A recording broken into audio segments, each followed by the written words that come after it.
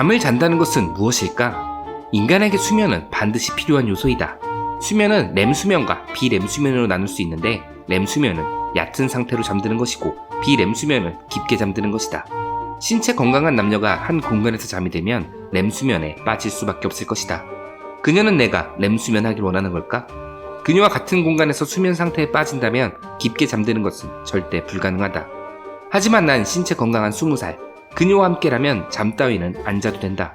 나는 그렇게 그녀의 제안을 받아들였다. 그러자 그녀는 곧장 이부자리를 펴주었다. 그녀의 집 구조는 작은 방 2개에 사람 1명 누울 수 있는 거실이 있었다. 내가 배정받은 곳은 거실, 싱크대 앞이었다. 나는 순간 당황했다. 보통 이런 비좁은 싱크대 앞 공간에서 사람이 잠들진 않으니까 이 상황을 전혀 예상하지 못했다. 그럼 무엇을 예상했을까? 그녀의 방에서 자는 상황을 생각했던 걸까? 남녀는 유별할진데 어찌 나는 이리도 불손한 생각을 했던 것일까? 남녀 유별의 가치를 실현하는 그녀가 더욱더 좋아지기 시작했다. 아주 바람직하다. 그렇게 나는 여자 때문이 아닌 싱크대 옆이라는 비좁은 공간으로 인해 렘수면에 빠지게 되었다. 다음날 새벽 나는 조용히 몰래 그 집을 빠져나와 첫차를 탔다. 머릿속에서 그녀가 잊혀지지 않는다.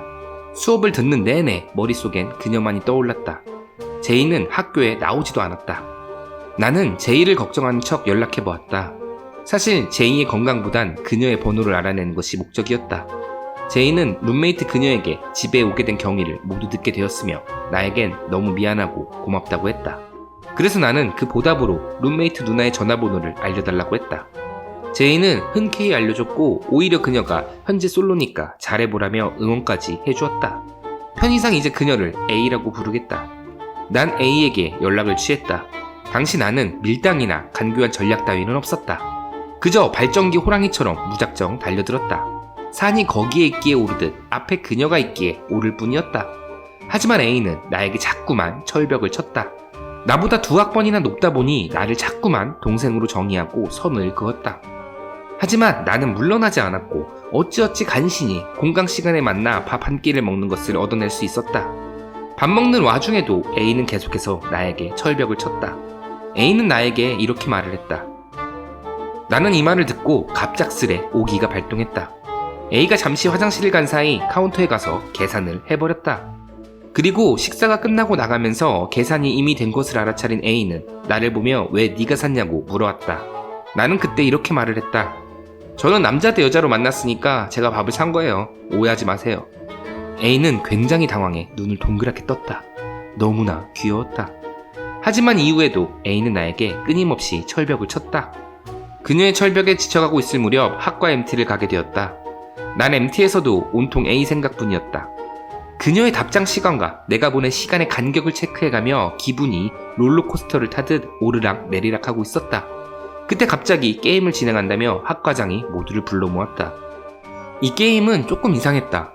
달빛 데이트라는 게임이었는데 남자가 여자에게 다가가 신청을 하고 여자가 승낙을 하면 바깥에 나가 30분가량 산책을 하다 돌아오는 것이다. 만약 거절당하거나 선택을 받지 못하면 벌칙을 받게 된다. 나는 벌칙을 피하기도 할 겸 A에 대한 상담도 할 겸 J에게 다가가 신청했다. 그녀는 흔쾌히 승낙했고 우리는 바깥에 나가 걷기 시작했다. 숙소 근처에서 흐르는 시냇물 소리 그리고 비추는 달빛은 A에 대한 생각을 잠시 잊게 해주었다. 우리는 분위기에 취해 걷다 커다란 돌 위에 잠시 앉았다. 그리고 A 이야기를 꺼내야지 라고 생각했을 무렵 일이 벌어지고야 말았다. 적당한 알코올, 졸졸졸 흐르는 물소리, 따뜻하게 비추는 달빛, 위의 3요소는 우리의 이성을 마비시켰고 우리는 그렇게 키스를 하게 되었다. 남녀 사이엔 친구란 없었다.